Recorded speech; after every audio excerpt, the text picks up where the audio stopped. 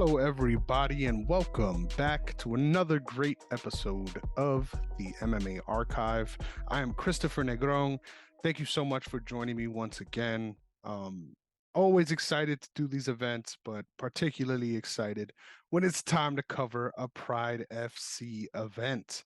There's so much history within both organizations, of course, that we've covered so far, but in Pride specifically, there's a lot of things I'm really excited to get to. So whenever you get past these different events, it's a milestone, right? We're working towards a lot of the MMA history that I do have a grasp on, right? So it's exciting to sort of weed through the roots, so to speak. But speaking of that, I think this event, Pride FC2, is extra extra significant given the fact that I think there's a bunch of different ways that this event proves why things are done the way they're done today versus the way they were done at this event.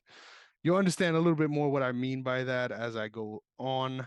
But I thought that was really important to know in the beginning and why this is such a fun endeavor for me, right? Because I get to see what the plan was, why they were doing it, the way they were doing it, what the thought process was, and think in modern day context why that no longer is the case or why things remain or why certain practices remain. So it's always some stuff to be excited about when watching these old events, even when they're a stinker. And I'm going to be real with y'all, there was a couple fights on this card that were absolutely horrendous. One of the longer events, and not even because there's many fights on it, no, it's only 8. But the amount of certain things that go on during this really make this a long event. So strap in, everybody. Thank you so much for joining me once again, and let's get right into it. So Pride FC 2. This one took place exactly 2 days after UFC 16 Battle in the Bayou on March 15th, 1998 at the Yokohama Arena in Yokohama, Japan. A familiar name for those who've been watching, of course. UFC 15.5 Ultimate Japan was also hosted in the same arena. So I don't know if they were trying to get back at them or what the case is, but really cool to see that and see that we got another dope event going on right there in Yokohama. So the TV announcers for the broadcast are Steven Quadros and Boss Rutan. And that's all I really got to say. So let's get right into it. Our first bout of the night, Royler Gracie versus Yuhi Sano. I've wanted to start this by saying I find it hilarious how these early Pride events have like no filler content. Like I'm sure they did it live, but they cut out a lot of that. So a lot of the presentation is just like a title screen with photos of both the competitors, and then it goes right into like the pre-match introductions, which I find pretty funny because there's just this cringe rock music going on. You see the introductions like it's a goddamn video game, and then we're on to the fight. So really adds to things feeling very different than the way they do in the UFC with the fight graphics that they have and the way they sort of lead into the event by giving you this information about the fighters. All you really get is the tail of the tape on those title cards. And then you're right into the fight basically. So maybe that's just a VHS thing in the way they preserved it. I'm sure in person they did some different things, but either way, Royler Gracie is standing at 5'8", 150 pounds, while Yuhi Sano is 5'9", 202 pounds. So obvious big discrepancy here. I think it's important to note that each one of these fights have different rules, so it's kind of hard to keep track of things.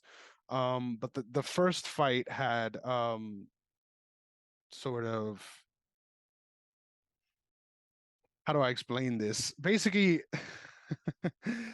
there was no time limit on this, right? So let me make sure that I'm not speaking out of tongue in saying this. But there was no time limit in this first fights in the way that there are rounds, right?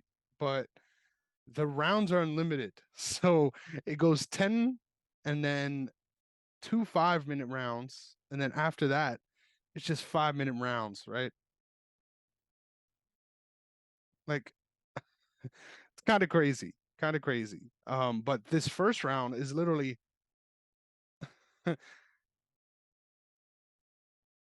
I'm just going to get into it. How about that? No more prefacing. Let's get right into this.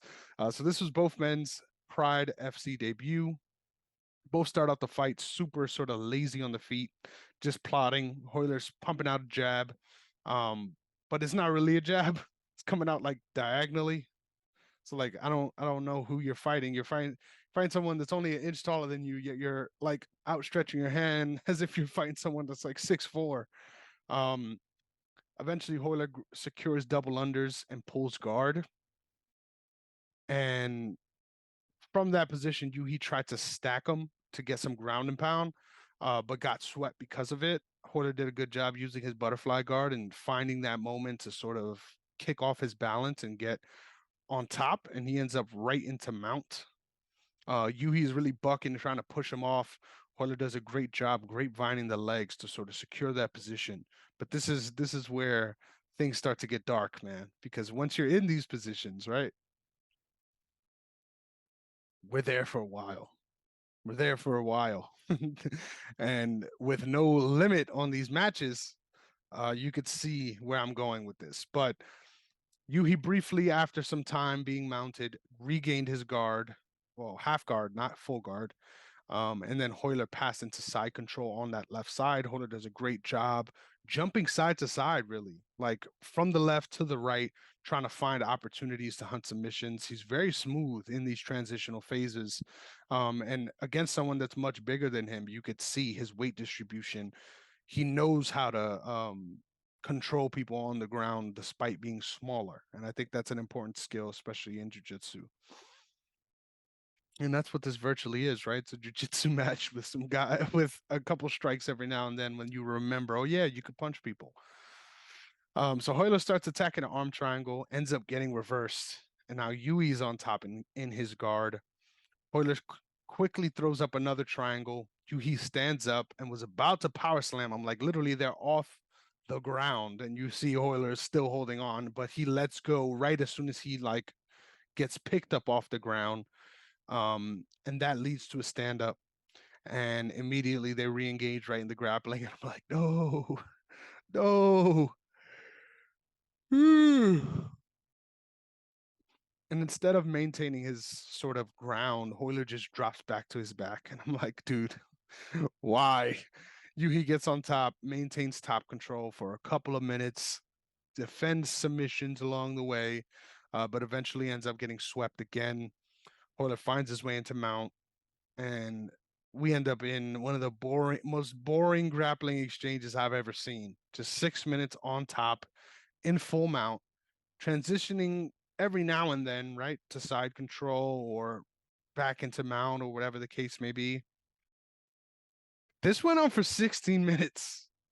Yes, you heard that correctly. 16 minutes.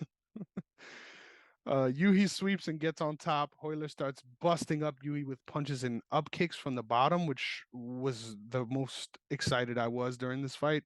You could see he really bloodied up his nose with the up kicks specifically.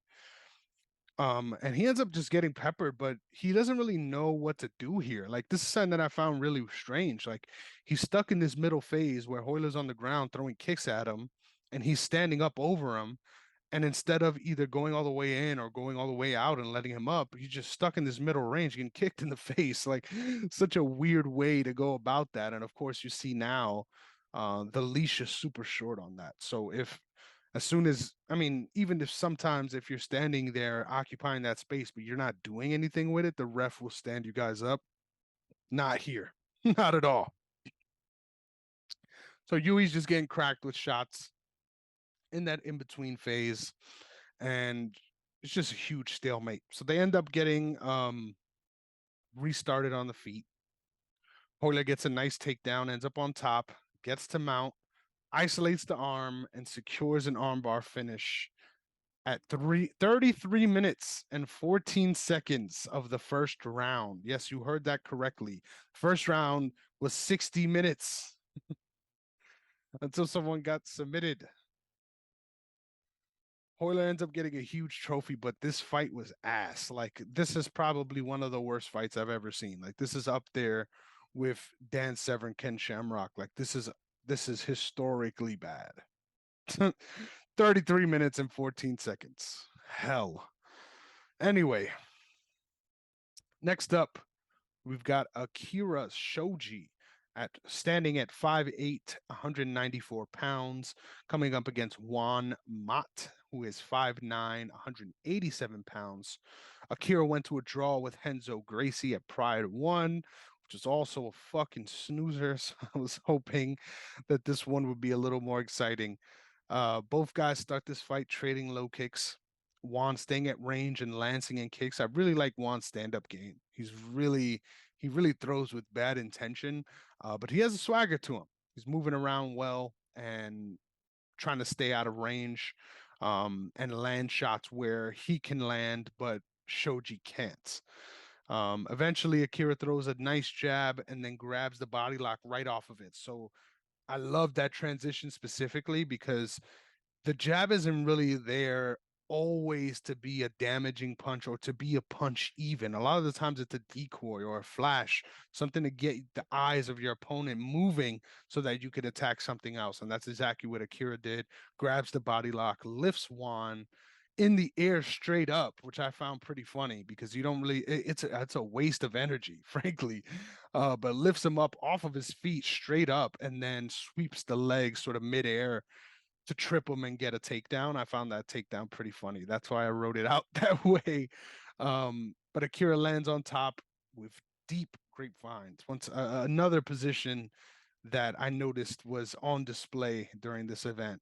Getting those grapevines from full mount, man, they do wonders, especially when you know how to fight submissions after that. So they ended up in a bit of a stalled position for a few minutes in full mount. Eventually, Akira postures up, lands some nice shots, and Juan ends up giving his back. And it was super, super slick and quick the way Akira flattened him out and then immediately starts attacking the neck.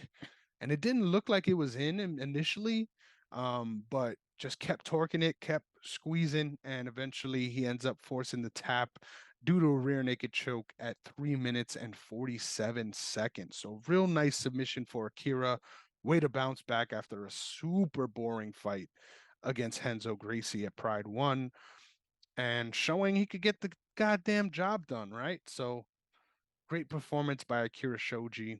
Next up, we have a kickboxing bout. So, got to mention this. Always got to mention this. All the rules for all these fights are different. So, this one is a kickboxing fight. So, this isn't even listed on Tapology. So, that was exciting to see. We got William Van Roosmalen, who stands at 6'4", 242 pounds, coming up against Ralph White, who is standing at 6'3", 225 pounds. This is the Pride debut for William Van Roosmalen, while Ralph White is 0-1 after losing to Branko Sikatic at Pride FC1. That doesn't sound right. Let me check. Let me check this. No, I lied. Sorry, let me fix this. He's 1-0 after beating Branko Sikatic due to Branko being DQ'd. So that adds a lot to the story. That adds a lot to the story. So excuse me for misspeaking there. So 1-0 up against a debuting fighter.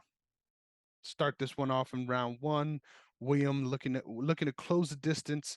Ralph White doing a great job keeping him at distance, flashing kicks, not necessarily throwing hard to land, like his front kick specifically. I'm thinking of when I say that.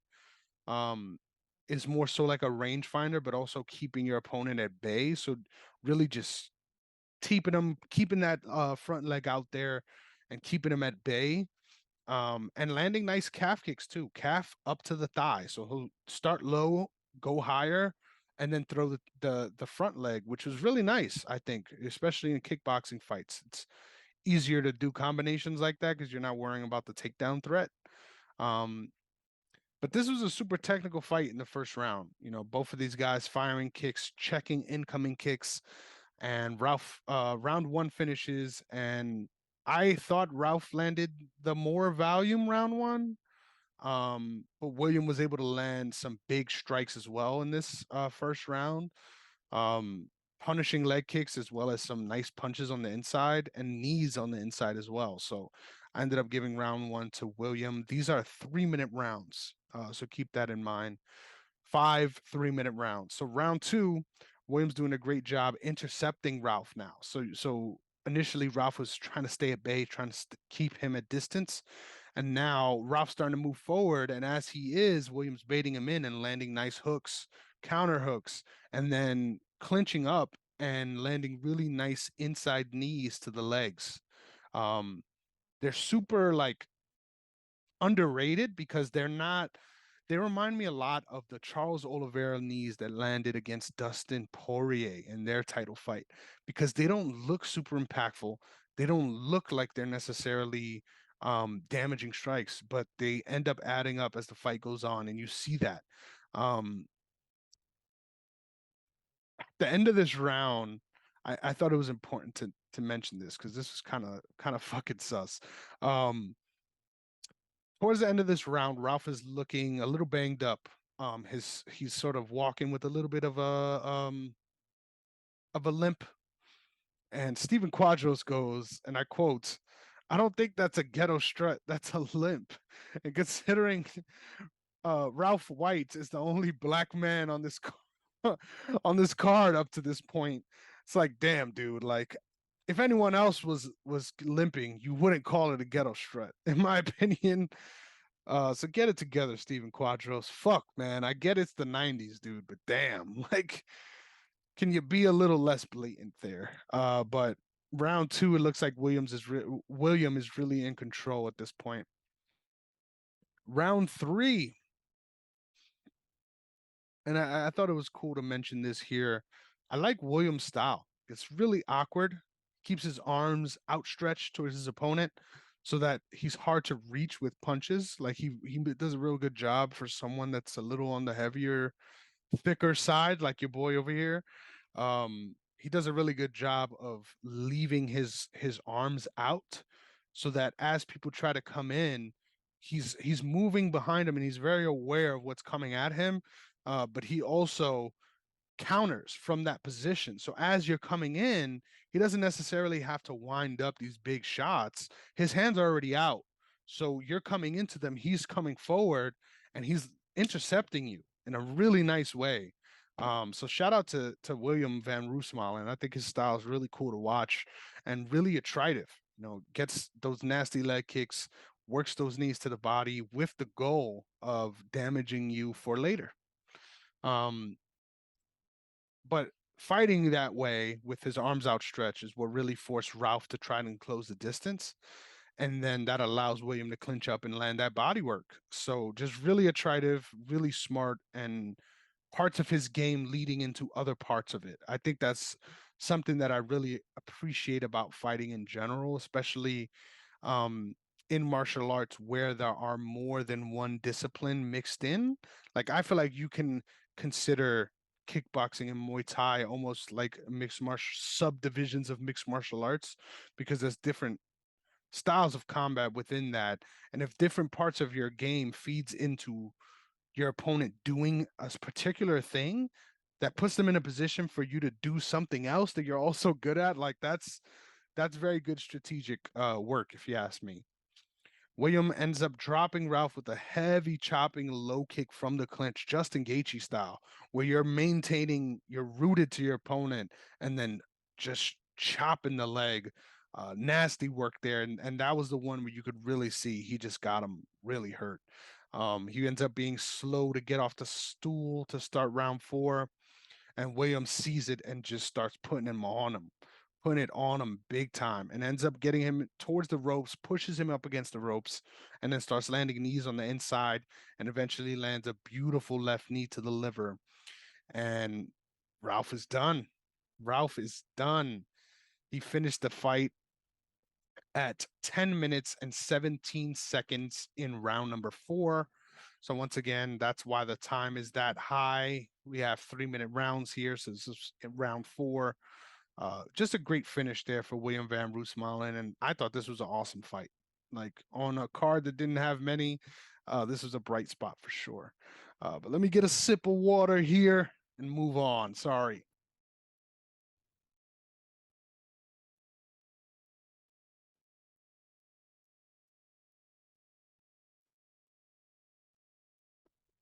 I'm polite, at least I let you know when the break's coming. Next up, Vernon Tiger White, who stands at 6 foot, 202 pounds, coming up against Kazushi Sakuraba, 6 foot, 183 pounds. This is both guys' Pride FC debut. Sakuraba's 1-1 in the UFC after facing Conan Severa twice. Still banging the drum that they should have had a trilogy, man.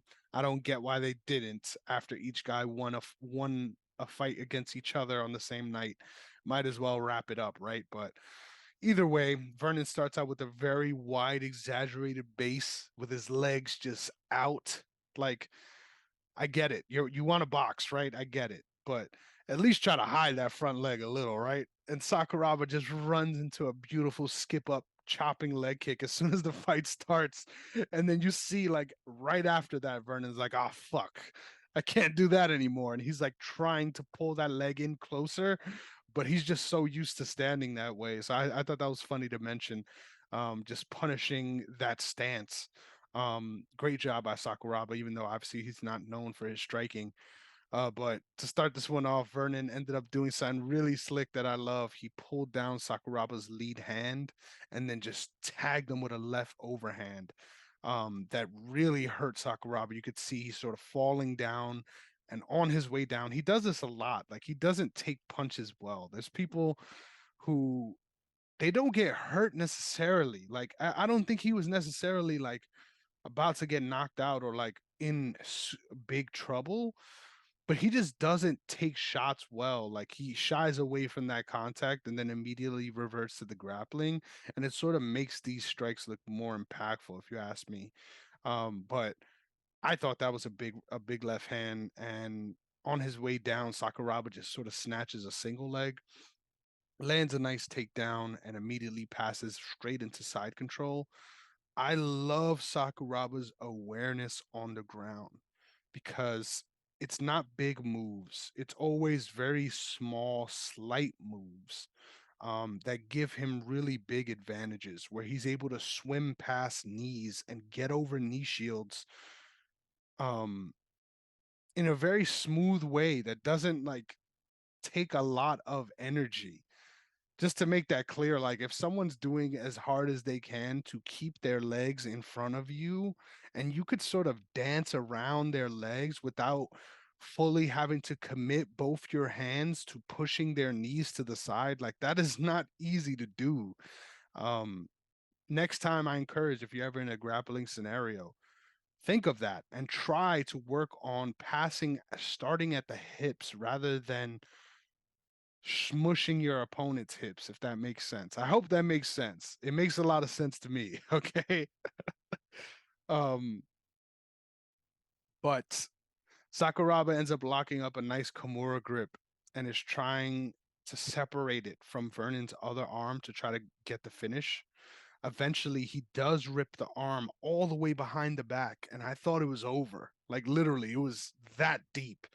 And then immediately, as soon as Vernon's arm gets extended this way, he explodes in a way that I still don't really understand how it worked. Because obviously, Sakuraba's on top of him, torquing his arm behind his back, and he sits up. And in response to him sitting up, Sakuraba tries to redistribute his weight forward. And then he uses that to get under Sakuraba and stand up.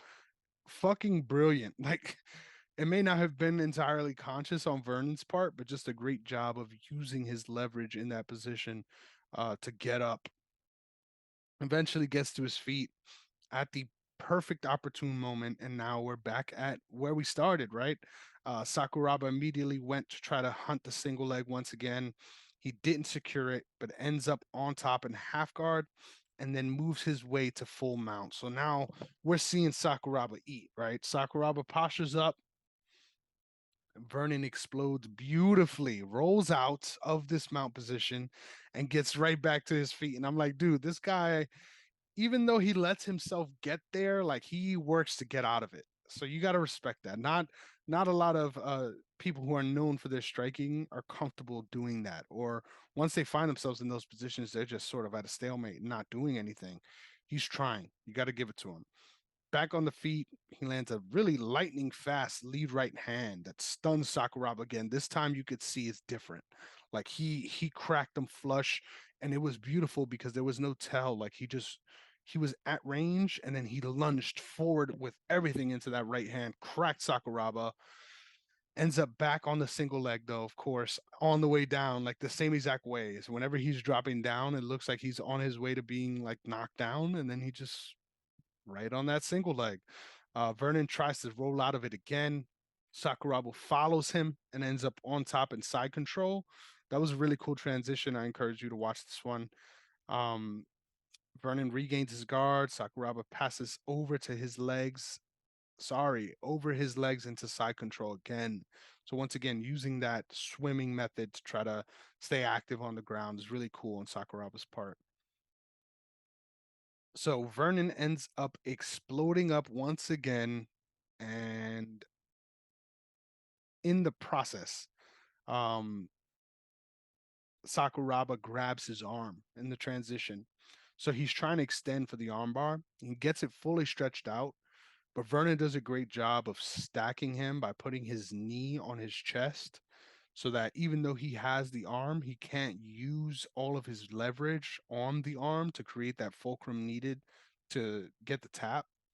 So he's eventually able to slick his way out of that armbar and end up on Sakuraba's back. Funny enough, he tries to lock in a rear naked choke with no hooks in, and immediately Sakuraba just rolls him over his head, if that makes sense.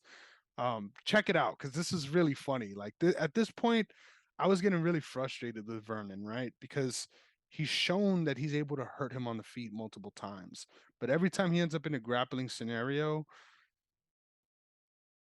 this is what I love about mixed martial arts. Let me give you a little breakdown right here. This is what I fucking love about mixed martial arts. Even if you are competent enough to do something, right? To do something, he has shown that he can grapple with Sakuraba. It's not like he gets taken down and is immediately like a fish out of water that don't know what he's doing. But in MMA, knowing something isn't enough. If you know how to do something and it's not getting you towards your path to victory, it is useless. It is not serving you. If you are can hang in the grappling scenarios like you can, like you've shown that you can, why are you not weaponizing that by trying to get back on your feet at every chance possible? I don't understand it. It's maddening to me. And this is something that I still notice a lot in today. It's just very difficult for people to consistently understand. And once again, this is a very difficult sport. So I'm not trying to rag on anybody, but I'm just saying in general, it's very difficult to continue to really follow the game plan that brings you closest to victory when you're facing a specialist, because in your mind it's like, all right, I'm grappling with him and I'm not dead here. I'm still alive, right? I haven't gotten choked out. My arms are fine. I can grapple with this guy, right? Like that's the feeling you get in these fights, I would imagine. But by doing that, you're playing into what they want. You're giving them positions that they might not have otherwise have gotten to because you're willing to play the game with them. And that's what really bothered me about Vernon in this fight is he finds himself in positions like in back mount right there, where he could just start pounding on Sakuraba's head and probably will force Sakuraba to move to a different position, but instead he tries to lock up a choke against someone that's known for their grappling and then immediately gets swept and put on his back, where you've been getting dominated for the most of this round. Just very obviously, it's easy to be hard on him and say it's a questionable decision sitting here. But at the end of the day, it's like, man, like you got him on the feet. We need the urgency to get back there. Like you've shown you can work with him here. You don't have to keep finding yourself in these positions or trying to prove something. Just fucking get him on the feet and try to knock him out, damn it. Anyway, Sakuraba rolls again for the armbar, but ends up not being able to get it. Sakuraba ends up in turtle again with Vernon on his back, and Vernon ends up freeing his hands, lands a big right hand that you could hear, like, and those are the worst because he's in turtle face down on the mat, like his head has nowhere to go, just getting drove into the mat. Lands a big right hand and then just stands up. I was screaming, like literally, bro, like you could have finished him. Like you literally could have finished him in that position. And as Sakuraba starts standing up, this I found hilarious. Sakuraba rushes to get back up to his feet, right? Because he doesn't want to get uh cracked again in that position. As he's rushing to get up, Vernon fakes a kick. Like he runs up into it and everything. Fakes a kick, but doesn't throw it. And because he doesn't throw it, Sakuraba's standing up now and just looking at him. He goes, all right, I'll shoot for a fucking takedown. And then ends up getting a takedown and holding top position for the rest of that round. So don't get me wrong. This is a fun fight. This is a real clash of styles, but frustrating nonetheless.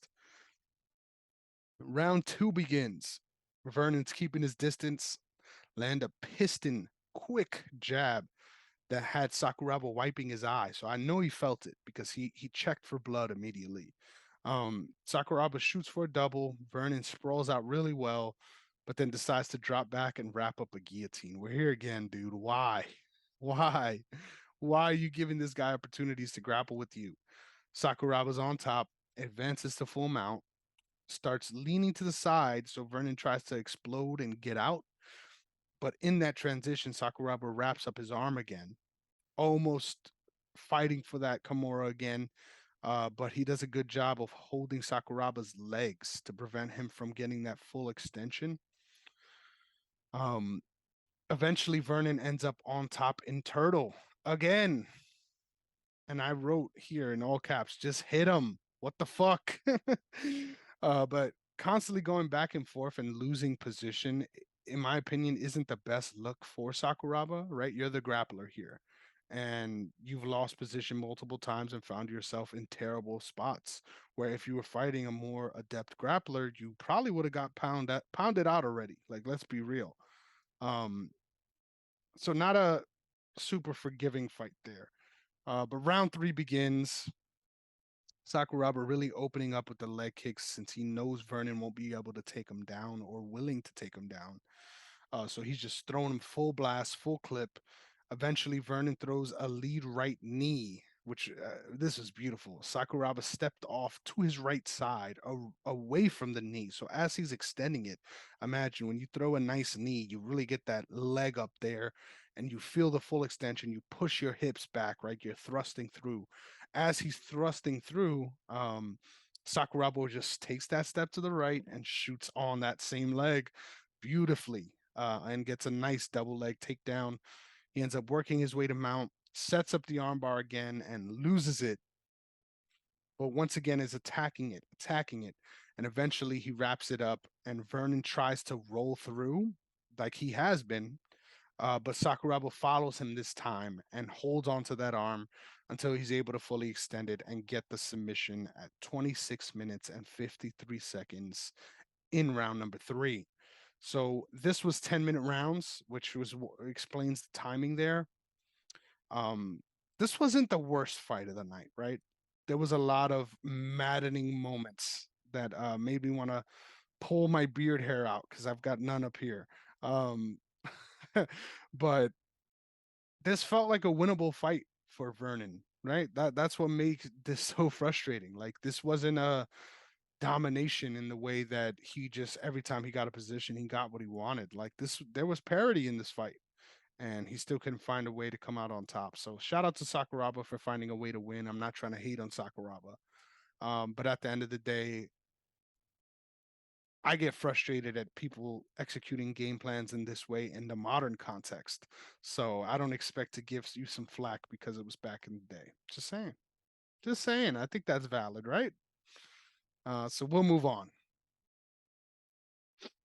Whew, it's not easy talking to yourself, dude. Not easy. Next up, Renzo Gracie. Here we go. Renzo Gracie, 5'10", 185 pounds, coming up against Sine Kikuta, who stands at 5'9", 200 pounds, 10-minute rounds, unlimited rounds. Yes, you heard that right. 10-minute rounds, unlimited rounds. Renzo. Renzo had a draw at Pride 1, and this is Sine making his Pride debut. So he had a draw, and where there were draws, they made a rule change. There's no longer the capacity for a draw because there's unlimited rounds. 10-minute rounds. You've heard me. I'm stressing this for a reason, okay? But I'll let the fight play out, right? I'll talk you through the fight as it plays out so that you could feel how I felt. Because I'm not just trying to spoil it off the top. This is fucking nuts. It's crazy. Bear with me here, though. Renzo ends up working his way to double underhooks, right, on the feet. He secures a nice trip takedown. He ends up stuck in guard for a few minutes, but Sine ends up kicking him off and gets back to his feet as quickly as possible. Renzo rushes him into the corner, though, and ends up getting double underhooks again up against the turnbuckle, so to speak. Sine gets a nice slick trip takedown from there, though, which I thought was really cool because they were battling in that clinch position for a couple minutes before he was able to reverse that position and get that nice takedown. So shout out to Sine on that one. Ends up in top half guard, holding top control, but doesn't really do nothing for besides a few strikes on the ground. Now we're in round 2.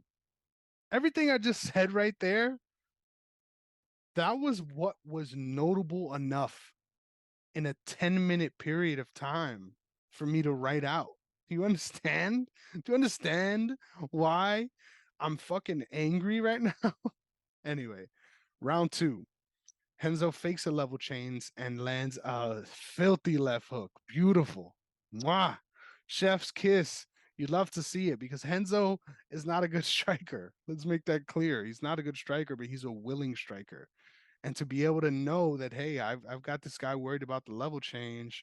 Let me start putting the pause on him and putting together those combinations. Beautiful. You love to see it. Sane ends up trying that same trip takedown from the clinch, but ends up not being able to secure it. They're trading knees in the standing clinch position, but it looks like Renzo's got a little bit more sting on him. Eventually, Renzo works out of the clinch and starts to pressure Sane on the feet. Think about it like this: Sane's already on the corner, like he's in the corner. So Renzo's just making it apparent that he's not going to let him out. So he's keeping him there. I say he's pressuring him. It sounds like he's moving forward, but he's really just keeping him in the corner by occupying that space. Eventually, sorry, scratch myself. Sane rushes into the clinch and eats a knee to the body for doing that. He does a great job, though, of staying active and trying to reverse the position, and he eventually does land another nice trip takedown, where Sane is able to remain in top position for many minutes, softening up Renzo with a couple of punches here and there. Eventually, Sane ends up standing up willfully, and on the way up, Renzo lands a nice up kick, cracks him right in the chin. After landing some leg kicks in that in-between position, Sane ends up driving right back into his guard, and we're back in square one, just sitting here for a couple minutes until it's the end of the round. So there's a clear stalemate whenever Sane ends up on top in guard or whenever Renzo ends up on top in guard. So keep that in mind. Round 3, with 20 minutes in, folks. Immediately, Sane wraps up Renzo with an upper body clinch and gets that slick takedown again. They end up stuck in Renzo's guard for the whole round with very minimal ground and pound. 10 minutes. 10 minutes in guard. This is a grappling match. This is a glorified EBI has more action on the ground in a grappling setting than this. This is absolutely horrendous. It's not that they're not trying, it's not that they're not doing what they have to do. I appreciate grappling contests. So once again, don't accuse me of being a striker bias. There's not a striker bias here. I enjoy watching grappling contests, straight grappling, not even MMA bouts. But this is the worst of that. This is so boring because they're occupying those positions, but they're not necessarily doing much to get advancement or to further the position. So it's just a long stalemate. And it's like, bruh, once you're 30 minutes in, you got nothing to look forward to. But round 4 starts. And it's like that meme from San Andreas, just, oh shit, here we go again. Kakuta ends up getting a takedown, gets on top, holds the position for about 7 minutes. They get reset on the feet after Sine ends up punching Henzo in the back of the head, and immediately Henzo complains to the ref. I'm someone that doesn't really like that. Call me old school, right? But the ref is there to watch the fight and decide whether something is illegal or not. It is not your job to tell them, in my opinion, every single time something like that happens. Because A, that's what they're paid to do, to watch those things. And B, just think about it. Everyone is there for their own interest trying to win. If you are continuously chirping to the ref about this, that, and every single moment of the fight, you're taking yourself out of the fight now, right? You're focused more now on the game within the game when there's someone trying to take your head off. And you could get knocked out in the middle of trying to explain something to the ref, and it's your fault. So I just don't advise people to do that. Of course, I don't advise anyone in any MMA context, but you get what I mean, okay? I don't think that's very smart at all because you're putting yourself in a vulnerable position just to tell them what they probably already saw and didn't give a warning for because that's how refereeing in MMA goes, right? Literally. Um, Back on the feet, Henzo's putting that check left hook to work. Every time Sane ends up rushing forward, he ends up getting cracked. And honestly, I think Sane is just garbage on the feet. Every time he throws, it's speed over power, and there isn't really a lot of technique there. But he's throwing punches out there, don't get me wrong, but every single time he throws, it's so telegraphed and it gets countered. And this is by a striker that I would say isn't a great striker either. So it just speaks to the level there. Round 5. We are 40 minutes into this fight. 40 minutes. Sane rushes forward into the clinch. Henzo lets his back hit the rope and then uses that momentum to reverse and push Sane into the corner. I thought that was a beautiful moment there. Something that I mentioned even in the cage. It's a very smart thing to do just because you're using that natural momentum. You're being pushed into it. So why not follow that momentum, right? Even if you fall on the ground, there's some bounce there. So the same thing happens when you're bouncing into a flat surface. Just use that to your advantage. And Henzo did a great job of doing just that. Eventually, Sane shoots for a takedown from the corner that ends up being stuffed. On the way in, Henzo wraps up that guillotine grip and started to land some knees in this clinch position. Really nice work, really debilitating because you're already hanging all your weight on their neck and now you're driving your knee into their sternum. Can't be fun whatsoever. Eventually, Sane drops back. Sorry, not Sane. Henzo drops back and commits to go for the choke, but Sane is able to pop his head out and then works the top control for the end of the round. So we're 50 minutes in now. No, sorry. Wait. Yes, 50 minutes in. Round 6. Bruh. I wrote, bruh. Finally, some action. They stopped the fight. They stopped the fight 2 minutes into the round to cut some tape off of Sane's glove. That is action. That is action, okay? Sane races forward, gets tagged again by that same left hook. Eventually, Henzo wraps up a Armin guillotine as Sane is trying to force the issue, grappling. And it looked a little weird because it looked like they were sort of stuck in that position and he wasn't cranking it too hard. But eventually, Sane ends up tapping at 75 minutes and 43 seconds. So now I spoke out of turn during this one because I said it was 10-minute rounds. No, these are 15-minute unlimited rounds. Why? Never again do this to me, sir. Please. This was ridiculous. 75 minutes. This is an hour and 15 minutes of a glorified grappling match. Don't get me wrong, the finish was all right, but having to deal with everything to get to this point, dude, the event itself was 2 hours, no, 3 hours and 11 minutes. When I finished this fight, I was 2 hours and 30 minutes into the event. There is one, two, three fights left in the span of 40 minutes. Oh, this was maddening. This is the worst fight I've ever seen. And it's not because there wasn't anything being done. It's not because they both suck. They're both good at grappling. Just they weren't doing enough trying to finish the entire time. And every time there was a moment of success, I wrote it down. But this is 75 minutes of fighting that only occupied a page and a half.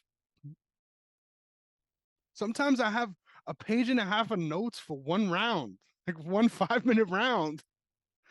Crazy, crazy, crazy boring fight. Do not watch this. Like, don't. Please. Save yourself. I did it for us. Okay. Next up. Whew. Whew. Gotta gotta clear the palate. Oh man. I'm upset. I'm upset I had to watch this.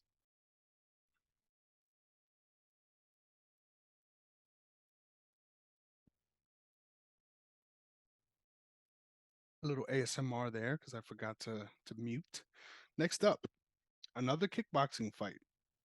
Second one of the night, we have Tassis Pedridis from Australia, standing at 6'1", 214 pounds, coming up against George Randolph, who's standing at 6'7", 287 pounds, and looks every inch of it.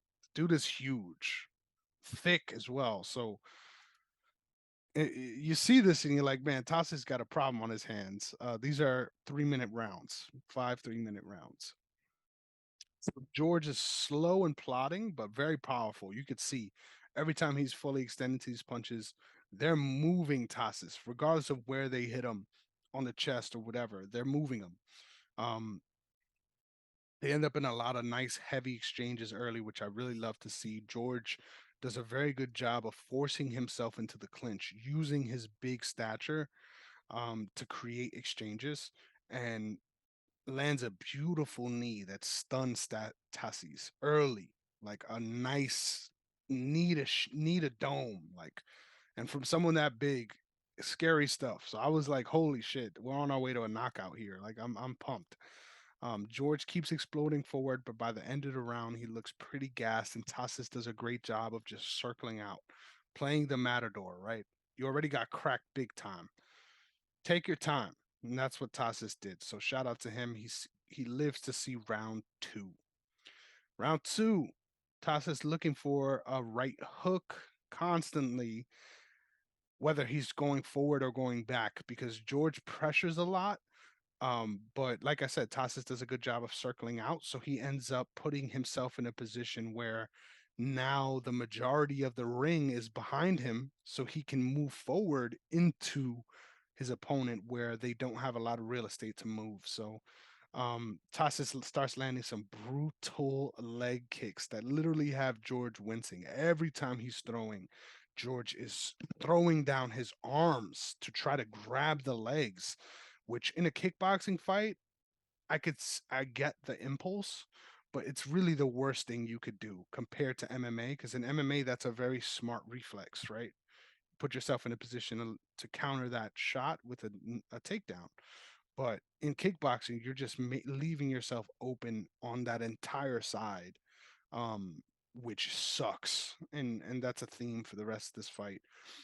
George ends up landing a really hard right straight that I thought was gonna drop Tassis. Like he charged into it and cracked him hard. Like that was the hardest punch up to this point of the fight for sure. And he just ate it, and kept going. Just circled out. All right, you got me. Let's keep moving. And this was beautiful. He ends up Tassis faking a low kick, getting that huge reaction, and then landing a nasty right hook right over the top, which was something that Boss Rutan was asking for in the commentary. I like the duo of Boss Rutan and Steven Quadros. It's iconic just hearing them because obviously all the Pride stuff has them in it. But I think it's a good mix of sort of being brief and then being technical, as well as being funny and being serious on Steven Quadros' part. So I really like their dynamic. But they were calling for that to sort of fake low and go high. And as soon as he did that and landed that right hook, Boss was like a little kid, just oh look at that. I love his enthusiasm. But that's round two. Round three, and I noted this, the more that Tassis sweats, the more he starts morphing into a darker version of Artem Lobov. Because he's balding up top, but dude looks just like him. Like his facial features, I swear, he looks just like him. His style doesn't look like him, but his face. Anyway, Toss is really putting together big combinations now. He cannot miss with these hooks now that George doesn't have the legs under him that he did early on. George threw a push kick that missed. And as soon as his leg landed back on the ground, Tassis countered with a leg kick that was just so loud, like the biggest kick of the entire fight, cracks him. And you could see George is just like fuck. Like god damn. So round four starts. Respect to George for making it this far. Dude is a savage. Like he's getting tagged, but he there's no quitting him. He's just continuously coming forward. Tassis just misses on a head kick, dude, like this close. And then Boss had a nice reaction, just oh. Once again, love the dynamic. He ends up landing a nice right high kick after seeing how close it was that first time. Lands it later on in the fight, and as soon as he does, just follows up with a bunch of punches. Looked like he could have swarmed to finish, but he ends up getting saved by the bell there. So now round number five. This point, it's a one-sided fight. It's all Tassis after having to deal with that adversity early. He's just landing big leg kicks, and the threat of those leg kicks are opening up bigger power shots, lefts, rights, just cracking George. And credit to George for being able to make it the distance. But it was just so one-sided after this, basically the second round. So shout out to Tassis winning a very clear decision. Should not be controversial whatsoever. And what I thought was a pretty entertaining fight. You know, you got the David Goliath dynamic going on. You can't complain too much, right? So that was dope. That was dope. Next up, whew, we've been talking a lot. Next up, Marco Ruas, standing at 6'1", 210 pounds, coming up against Gary Goodridge, 6'3", 240 pounds. Marco Ruas is making his Pride debut. He's 4-1 in the UFC, while Gary Goodridge is 1-0 in Pride, but 3-4 in the UFC. Don't let that fool you, though. I think this was a very fun, competitive fight, dude. Like this fight was awesome. Please watch it. We'll get to our awards later, but please watch it. This fight was dope.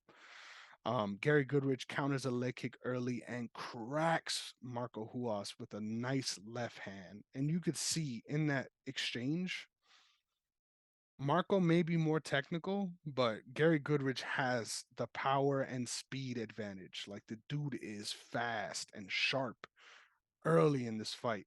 Um, that big combination in flurry ends up forcing Marco to shoot for a takedown. Gary Goodrich stuffed it beautifully and landed a knee on the break as they come up. It just feels like Marco Ruas can't do shit early on, right? Marco ends up throwing a naked leg kick really hard, and Gary does a beautiful job of sliding right out of the way. So just pulling his legs back to get out of the way of the kick. And the counter to that is the same in modern day MMA. So I was super pumped when I saw this. Marco Ruas is a throwback, but this dude was really a call to the future as far as what we're gonna see in modern day MMA. Because as soon as he misses that leg kick, right? So you're still the momentum's still going. He just lets it take him, still spinning in that direction, and then follows up through with a spinning back fist. Now this is important because you could think, hey, he's just throwing a spinning back fist. Why not, right? But think about the mechanics of it. In order to slide back out of the way of the punch, you need to bring your torso forward. So in doing that, now you're right in line for that. So just a really cool counter to a counter, right? So you missed your kick, but now in order for them to get out the way they did, they exposed themselves, right? So now you have that opportunity to land that back fist. He ends up not landing it, but once again, credit for throwing it so early on in the MMA game and seeing that opportunity, you know? Goodridge is putting a lot of pressure on Marco Ruas, gets him into the corner, and then starts throwing bombs, landing big shots that force Marco to clinch up with him. Marco pushes him up against a rope and then tries to land a sacrifice throw. I wrote this out like Ken from Street Fighter, so like try to picture me, riddle me this, stay with me here. But how he sort of rolls backwards and then kicks his feet up to push his like throw his opponent into the air. That's exactly what Marco Ruas did. And in doing that, Goodrich does fall forward and literally lands on top of his head like a fucking break dancer. So he's just on his head for a second, eventually falls back down though, and literally right into side control on top of Marco Ruas. So even though he did this big sacrifice throw that looked like it was impactful for a second, Gary finds himself on top and eventually works his way in a half guard. I feel like he likes half guard better than side control for ground and pound just because you could control better. I think that's something that you see with wrestlers in general. I don't think Gary Goodridge is necessarily a wrestler, but later on in MMA, that becomes a staple in wrestlers' games. But he really starts landing bombs from this position. He put some damage on Marco Ruas, opened a big cut over his right eye, and swolled up the eye down here as well, just from those punches on the ground. Eventually, after landing a bunch of shots, Gary decides to let Marco up because Marco started attacking a heel hook. Back on the feet, Marco circling, eventually gets caught up against the corner again, and Gary rushes in with hard shots that were dodged. So Marco Ruas is still moving, able to get out of the way, but as he's charging forward, Gary takes a misstep and it looks super weird, man. Like I still can't identify exactly what it was, but he looks like he injured his leg because as soon as he took that misstep, Ruas is still circling away and looking right at him. But now Gary Goodridge isn't going forward anymore. Like he literally drops his hand to hold his leg. So you could see there's something wrong. And as soon as he does that, Marco steps forward and says, "Fuck you." Like, I'm taking this opportunity, and just cracks him with a right hand. Gary tries to clinch him to sort of stop the damage. Marco starts landing some big knees from the clinch, and then eventually he throws another knee that Gary's able to catch and dump him, throw him right on the ground. But as soon as Goodrich starts to get into his guard, so to speak, Marco angles off to the side and starts attacking a heel hook on that right leg. And it was only a matter of seconds until you could see Marco's really pulling on it. And then you hear Gary scream like a horrific scream and um, immediately taps after that. But you could see Marco let go after the scream, which I respect because not a lot of people would do that. And honestly, you shouldn't do that in MMA specifically, because obviously anything can happen, right? You could just stand right back up and punch your lights out. So scary position, but at the end of the day, you got to respect when someone cares enough for their opponent to not damage them after they made it clear that they're in a fucking shit ton of pain. So shout out to Marco Ruas getting a beautiful win in a fight that he was being fucked up before he's able to turn the tide. Like, that's not easy at all. That is no small feat, to come back against someone that is putting it on you on the feet, damage wise, and stick to it, stick to your guns, and get a submission. Beautiful stuff. Finally, the eighth fight of the night, our main event. We have Branko Sidovic, standing at 6'2", 216 pounds, coming up against Mark Kerr, the smashing machine. He stands at 6'3", 255 pounds, the fucking specimen. The dude just got a body like a dream. I gotta say it. You gotta say the truth around here. You know, I'm on the thicker side.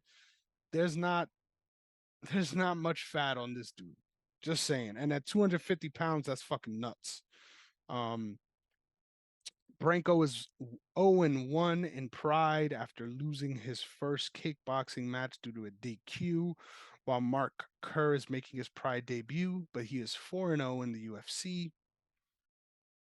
They circle for a minute before Mark ends up shooting in for a double leg. Huge old Mark Kerr. Branko's being held up by the ropes, and literally he's tucks his right arm underneath a rope, so that's why he's being held up. Um, but from that position, it's clever, it's creative. Branko uses his other arm, to start landing some 12-6 elbows to the back of Mark Kerr's head while being held up from the ropes. Eventually, all the refs intervene, not because of the elbows being illegal, but because obviously you're not supposed to grab onto the ropes that way. So they restart them on the feet and they give Branko a warning, right?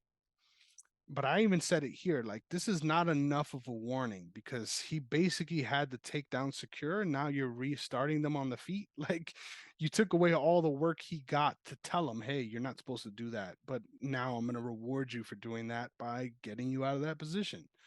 I don't agree with that. It's stupid, and I hope that we see that change moving forward. um Next up, Kerr ends up securing a nice single leg this time, and he doesn't finish the takedown just yet. He just has hold of the leg, and Braco does the exact same shit. He finds the rope, and as soon as his back hits the rope, he goes and just grabs it with his elbow, starts landing elbows with his other arm. Ref stops, jumps in between them again to stop the action, but Mark Kerr is pissed off, and I can't blame him. He doesn't even let go. Like, the ref is in between them, telling him to stop, and he's just throwing punches. Respect. I don't blame you, because literally you got fucking peppered with some bullshit shots twice now. But it literally took 3 or 4 refs to come in and break up Mark Kerr from him at this point. There was chaos in the ring. You weren't really sure what was going to happen or whether or not we were going to restart it, because Branko was kind of saying, like, I'm good, let's go. But eventually they announced that Mark Kerr gets the win due to disqualification at 2 minutes and 14 seconds. And I just can't believe that Branko Sidovic is now the first fighter I've ever seen to get back-to-back DQs. Ever. I've never heard of some shit like that. Back-to-back DQs, and it's not like in retrospect, like drug related or something. No, back-to-back DQs where you were disqualified because of what you did. Like, that is, you got to give it up, right? Like, that's impressive in its own right. Like, if you ain't cheating, you ain't trying. But damn, dude, like, you did it enough that you got disqualified twice in a sport where disqualifications are so fucking rare. Like, you're taking cheating to a whole nother level, and I honestly can't say I don't love it. So shout out to Branko Sidovic, and shout out for Mark Kerr for being just a consummate professional. Like, the dude looks like a fucking animal. He's huge, he's jacked, but every time he opens his mouth, he's just the sweetest dude ever. Like, I love Mark Kerr, man. He's like, I just want to say sorry to you guys. Thank you so much for coming out. You know, I hate that it had to end this way. I wish there was something more I could have done about it, but I really want to let you guys know that I'm just so thankful that you guys came here today. Like, thank you so much. And I'm like, dude, this guy's this guy, like, if you close your eyes, like, there's no way that's who's talking. You know what I'm saying? There's no way. So shout out to Mark Kerr, man. Just a gentle giant, dope dude, and gets another main event win. And that's Pride FC too, man. This card was sickening. Sickening. I'm out of breath just talking about it, man. It was a marathon. Like a 8 fight card should not be 3+ hours. Like, oh, excuse me. I'm exhausted. I'm gonna get out of here. But thank you so much for joining me once again on the MMA Archive. This is a blast for me. I love doing this. So please let me know how you're liking it. Let me know what you think. This is super fun for me, and I just love doing these Pride events specifically. So even though this one really sucked, had a bunch of spots that I really don't like. There were a lot of fun moments as well, which I hope I was able to convey. Um, so let's get right into our awards of the night. Fight of the night. Gotta be Marco Ruas versus Gary Goodridge. There was actually parity in this one. The person who was losing throughout it ended up winning at the end. Gotta give it to them. Next up, performance of the night. Ooh, this is a hard one. You know what? I'm giving it to William Van Roosmalen, man.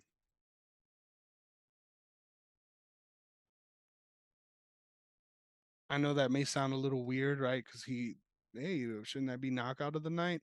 I just thought the way he put everything together and the way his tactics incentivize his opponent to do other things, super cool. Like he really earned this victory in a way that you see round one was playing out a certain way, and then the rest of the fight was the complete opposite because of what he was able to do against Ralph White. So shout out to William Van Roosmalen.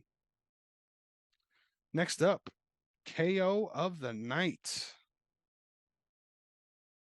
Armbar submission. I don't think we have a candidate for this. No, I lied. Um, yeah, William Van Roosmalen, right? That's the only knockout we had, so you got to give it to him. Yeah. So do I want to give performance of the night to him? Yeah, fuck that. Submission of the night. I'm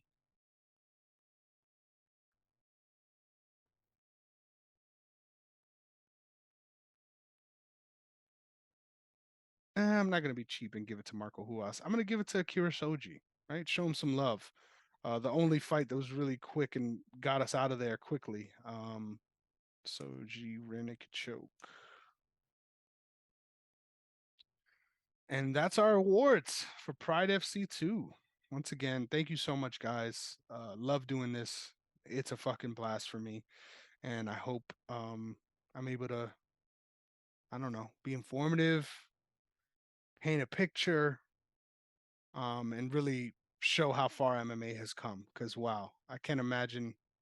I mean, I guess it would be fun in certain contexts to have unlimited rounds, unlimited 15-minute rounds, but it's a nightmare in most cases. So stay away from it, you guys. You could follow me at Negron MMA on Twitter, as well as Chris Negron MMA on Instagram. No, I'm sorry, Chris Negron underscore, not MMA. Chris Negron underscore on Instagram, Negron MMA on Twitter. Or you could also follow the brand. Make sure you follow the brand at OTS Media Co. as well as OTS Media on YouTube. We're on all different platforms on OTS Media Co. But then OTS Media on YouTube. Make sure you give us a subscribe there, follow our stuff, like what you see. If you like what you see, show me some love. I really appreciate it more than you understand, and it really keeps me going to do stuff that I already love doing. Right.